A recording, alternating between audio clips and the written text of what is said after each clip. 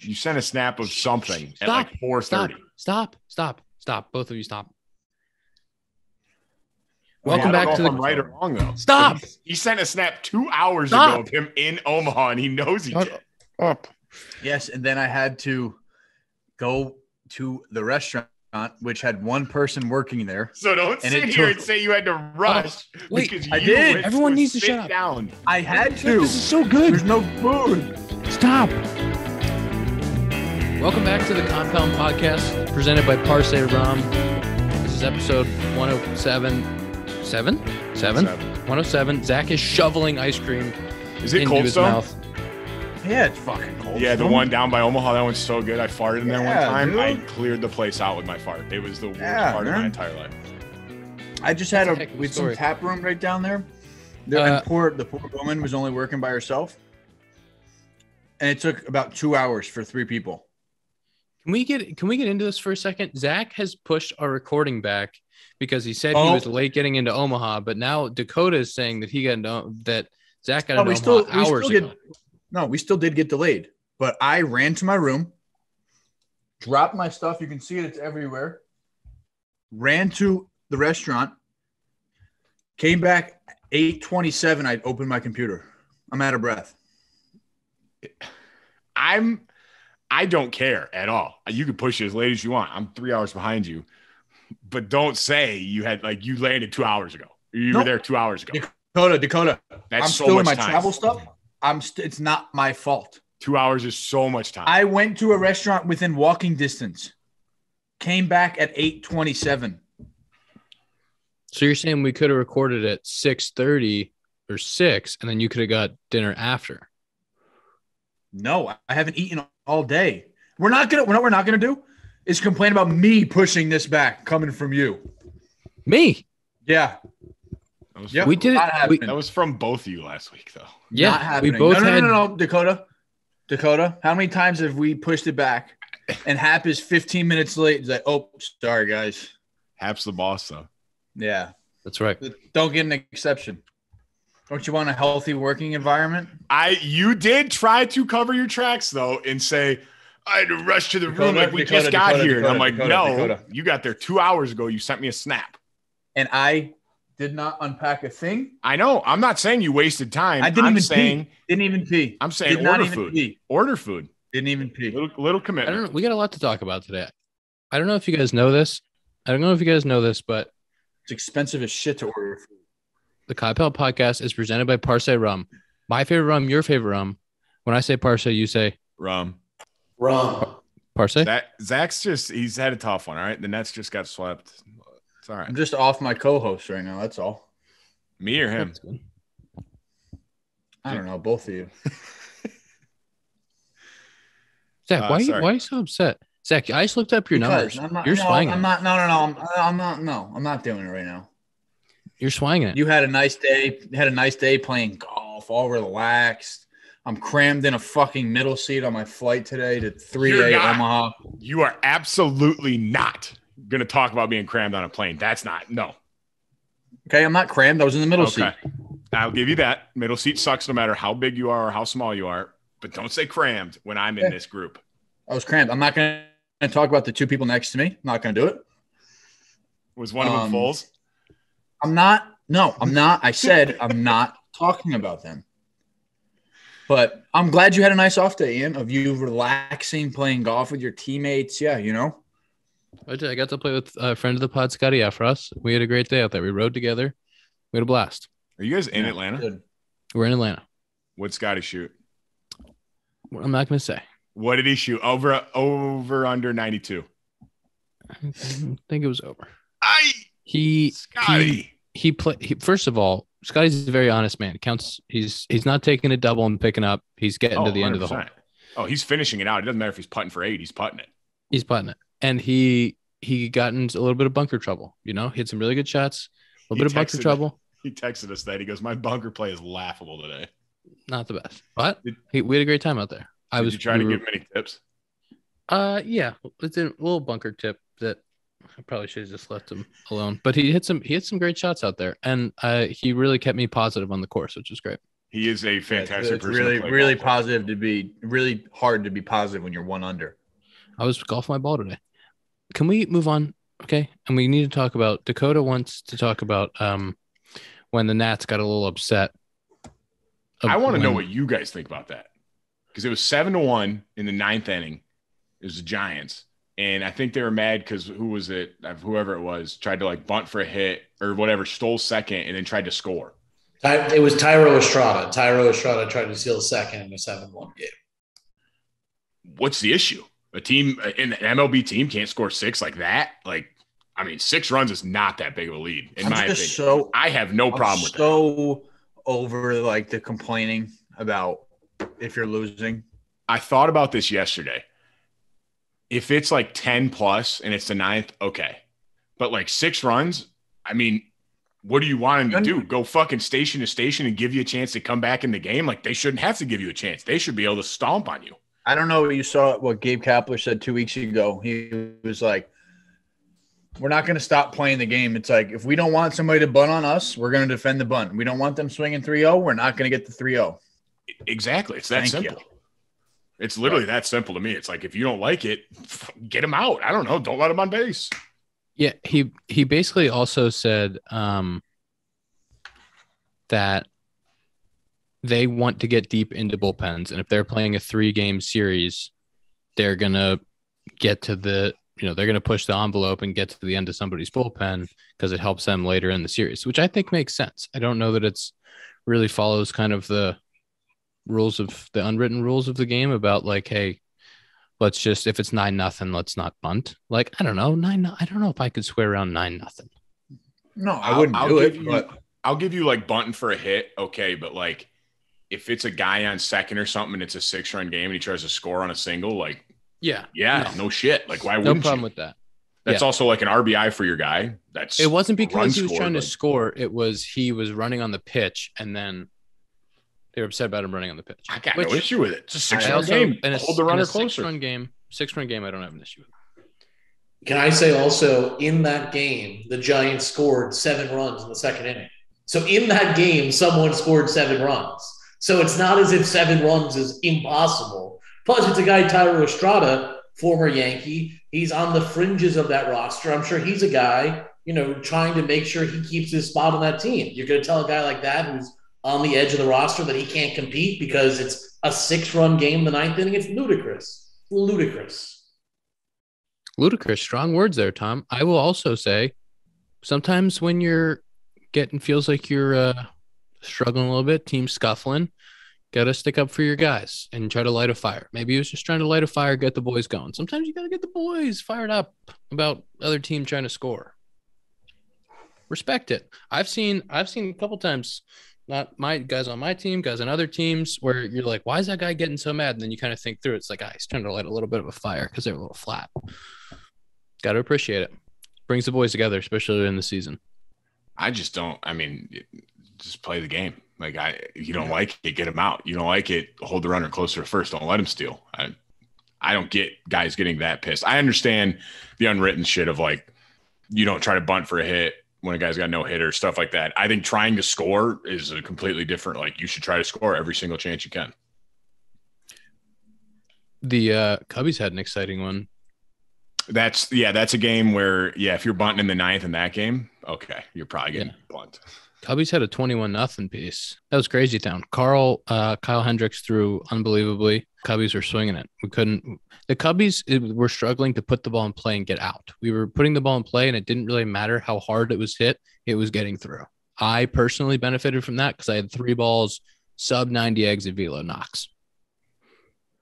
Those are the days you live for.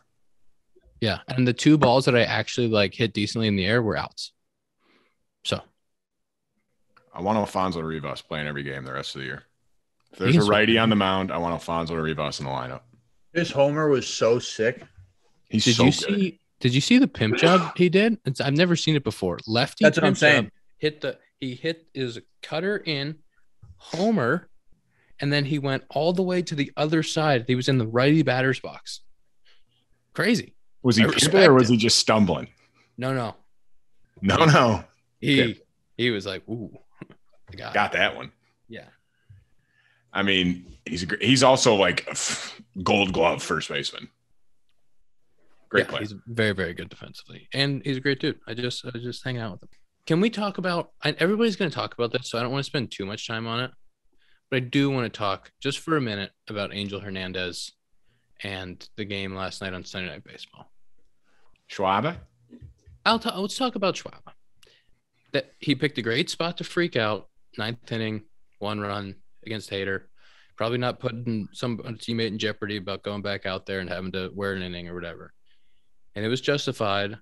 And I want to say from the hitter's perspective, grinding out an at bat against a big league reliever, a big league closer, an elite big league closer, left on left, grinding out an at bat to get to 3-2. I think he already called a strike earlier in that at bat. And then he takes a very tough away heater 3-2. So he's now seen 5 balls and punched out. 5 balls, 1 strike, and he punched out. Like that frustration for me, the 3-2 punch on a ball is like the most frustrating thing that can happen to you as a hitter, because it's a walk and you're on base versus a punch out, especially to start the inning. Like I could feel it inside of me. It's like, oh, that feeling. But really, he was very animated, and it was awesome. And I texted him and said, that was amazing. I saw something. It might have been from, I'm pretty sure it was the John Boy. It might have been Talking Jake. He was like doing his bullet points of a podcast, and he was like, Angel Hernandez, good for baseball, ? And it was like kind of thinking about it, is like, got the boys watching a game on Sunday night. That's true. It's not the right thing to be watching the game for, but people do. I don't know if people tune in to see, but they definitely look at the You're stuff. Watching the highlights, right? They're the highlights about how bad it is. There was one that was way inside on Gene Segura that was the worst. Like, whoa, that can't happen. That one was really bad. Yeah. And Angel's a great guy. And well, that's the thing. That's what I've seen a lot of videos, that he is always like very personable. And I mean, again, it's never a good thing, I guess, when people know your name for that reason, like being an umpire or being a referee. I understand it's a tough job, and it's like playing devil's advocate, especially me saying that, but I don't know. I don't know. It's not easy, and guys have tough days, and having tough days having tough days on Sunday Night Baseball that's the hardest time to have a tough day, especially a 1-0 game like that with some really good pitchers going. And I thought there is ever a time to get really upset. That was perfect. Schwarb did it the right way. Perfect. Ian, you want to know what makes me upset and sad? Please tell me. That Zack's changed. He told me in one of his games last week, there was a call that was so bad that he would have got tossed, but his girlfriend was there. And I said, you didn't get tossed because in your head, my girlfriend's tear came into your head. That's bad. Hear me out. I'll hear you out. You got the floor. Okay. So in AAA now, I don't know if it's all minor leagues, we have the pitch clock. Yep. And that's right. I am not one to take a lot of time in between pitches. Like, never have been. I could probably do a better job at it, collecting my thoughts, collecting my breath in between pitches. So the new rule is like you have 14 seconds in between, but the hitter has to be looking at 9 seconds. So you swing and miss, you fall over, you foul one off. As soon as that pitcher gets the ball back, it's going. So you can see there's a video of it. I barely step out of the box. I'm barely doing anything. I come back in, and like as I'm looking up, he calls time. And he's like, that's a violation. I was like, oh, man, like, thank God I get a ball here. That'd be cool. And he's like, strike 3. And I'm like, Alex, or whoever his name was, like, you can't be serious. I was like, legitimate first batter of the game, or home side leading off. It was a 1-2 count, 2-2 count. Can't see anything. There got shadows. And again, I don't do anything in between. I swung and missed. Did not come out of the box. Did my 2 taps, looked up, called time. And he's like, Zach, I'm like, listen, again, I understand it's part of the game. It's part of your job now. You're getting graded on it. But I'm like, what do you mean? He's like, yeah, as soon as it hit in 8 seconds, I called it. And I'm like, what'd you call it, at 8.5 seconds? I was like, there's no way that I was literally – you are now making the game slower by doing that. We're trying to speed the game up. I understand this is your job. You're getting graded on it. But you are taking this too far, and now my manager comes out. He starts arguing, and now we have a 5 to 10 minute delay because instead of giving me a warning saying, hey, just look up, you're going to bang me on strike 3. And I said it was the first inning, and I was like, hey, listen, I told them, I was like, yeah, if she wasn't there, I felt bad. She traveled all the way out there. Hey, she probably would have liked it, so she didn't have to stress out. That would have fired her up. She said she would have been on the field with you. She said, like, when I was not in his face, but talking with him, she was like, ah, shit, and like closed her laptop because she was finishing up work. She was like, well, guess we're out of here soon. But yeah, you could have went to a nice dinner. That's just dumb. No, I know. But yeah, I mean, the whole did the hand go to the hip? No. I was like this. I was like, there's no way. I was like, you just saw that. I was like, strike 3. That's what, again, it's like, it's nice because you look up and it's the 6th inning and it's still light out. I get that, but it is not baseball. If you pick off 2 times, you pick off again, and you don't get them out, it's a balk. That's so the guys shit. Are like taking advantage of it. It's like, yeah, the pace of play is great, but now we have the baseball writers. Same thing that went through the lockout. The whole Twitter thing is like pushing that narrative, like, wow, this is great for baseball. Yet every game, there's people arguing and getting thrown out because we're getting screwed on something after I foul one off my foot and I fall down, but the clock's going. It's like, it's stupid. The pickoff one is the one where I'm like, that changes the game. Because like you pick over twice, the runner's like, oh, he can't pick over. I can get a huge lead as long as I can and it's really hard to pick someone off. So it's like you can get a pretty big lead and still get back. And they're not picking over. Isn't the clock though, like if there's a runner on first, I can still hold for as long as I want? Nope. You have to throw it before 0 seconds. I thought you had to come set before. Have to throw it. I don't understand why they're trying Happ, you're in the freaking PA. Fix it. Listen, I'm going to get angry about it for a second. Good. I don't understand why they're trying to implement rules at the AAA level where dudes are trying to get to the big leagues. What the fuck are you doing messing with guys' careers who are trying to stay in the game, trying to get to the big leagues, trying to make an impression for the first time, trying to get back to the big leagues? These dudes can't be having strikeouts on their resume because they're not looking at 9 seconds. What are we talking about? You want to make the game faster, you want to put that stuff in, that's fine. But I can guarantee you that rule cannot get to the big leagues and affect games at the big league level. Because if that happened at the big league level, not only would players would lose their – if that goes on the back of my baseball card, if I have a punch out on the back of my baseball card because I wasn't looking in time, I'm yard selling everything. I'm balls on the field, bats on the field. I'm losing my fucking mind. So think about it, right? So I'm looking up there. So say I don't want to get another one. I don't even I take the pitch and I'm doing this. The pitcher can stand on there from 14 to 0 seconds. If I'm uncomfortable, you know, like pitchers will hold sometimes, I can't call time more than once or it's a strike. So say I call time for whatever. Say a fly goes in my eye, right? Oh, time. Like, sorry, my bad. That's 1. Now this guy is standing on there for 14 seconds going through every sign. I can't call time again or it's a strike. And then, so think about this. Right? Man on second base, you're going multiple signs, Dakota. You can't see. You step off. Hey, do it again. Okay, that's 1. Next that counts time, as a pickoff?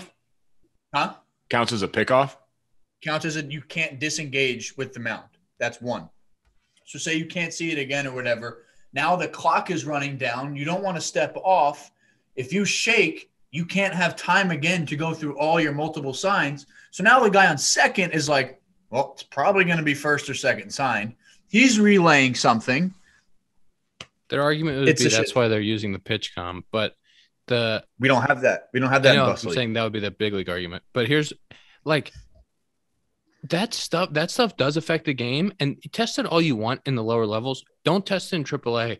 And that kind of stuff, like whoever is sitting upstairs in that room in the MLB offices going like, this would be a great idea. Way more action. Like nobody wants to see things getting called randomly. Tom, what do you got? The only pushback I'm going to have is I did see Jeff Passan the first day they started really heavily implementing this a couple weeks ago. the games were shorter across MILB by about 30 minutes. Okay, so Tom. I'm just telling you that's going to be a pushback. I hear your point. One game was like an hour and 50 minutes, and everything else was it was under 3 hours. I'm telling you, it's awesome when you look up and it's the seventh inning. You're like, holy shit, like this is great. But the price you're paying for that as a player is not baseball, and that's what I mean. I didn't want to say Jeff Passan's name, but like he's saying like, oh my god, this is great. MLB, you're next, and we're like us as players are like, no. Like, this is not a good test. But, like, if the game's rolling, it's not bad. But when I'm taking a pitch, someone's throwing 98 by my head, and I get in there and again, I'm like, oh, my God, there's 10 seconds. I got to look up. Like, what the fuck are we doing? And that's the issue. They're not looking at how it affects the game. They're looking at, does it shorten the game? Yep. Okay, good idea. And exactly. If you are asking if the best thing that we can do for baseball is to have the best players in the world competing at their peak and highest level, do we really want that to be affected by a rule that will speed up the game?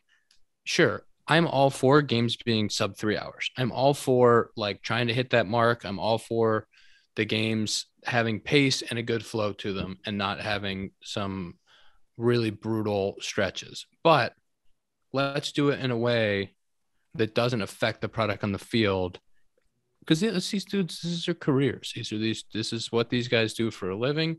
It's what they're paid to do. It's how they're evaluated. So as long as we can do something that helps with the pace, but also in the action, but also lets these guys be able to play the game the right way, I'm for it. Right now, it seems like it's fucking people up. I don't know. I know the umpire life is like just as bad as minor leaguers. They're fighting for spots with less spots open. I understand, but I didn't say it, but I was like, is that going to get you to the big leagues? Is you calling the third strike on a clock instead of you just telling me to look up? Like, hey man, look up, let's go.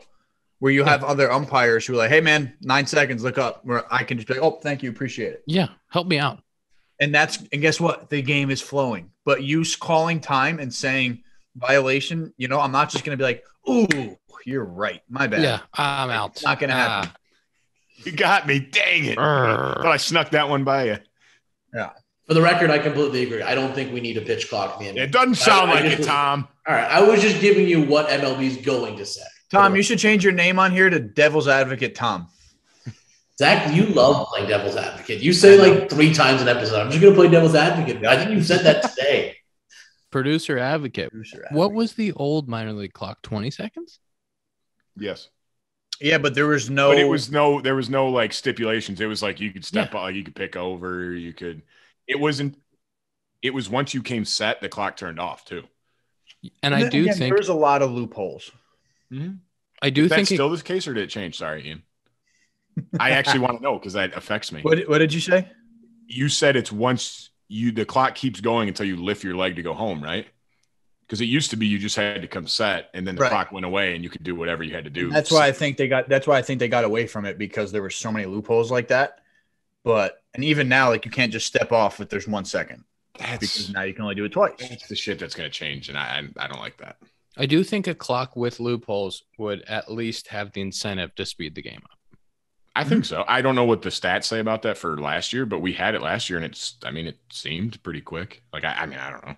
I think games were slightly faster last year across MILB, like 5 to 7 minutes. Some amount that's significant, but obviously not 30 minutes, which is what they're. But is 5 to 10 minutes worth it? Like, really changing the game? Is somebody going to say, I'm going to go to a game today because it's going to be 2 hours and 37 minutes instead of 2 hours and 47 minutes? I think it's selling ads and TV stuff. I think it's a lot more to do with fitting in the 3 hour window and being able to sell advertisements. I don't know. That's what it feels like, because this isn't for the benefit of the players.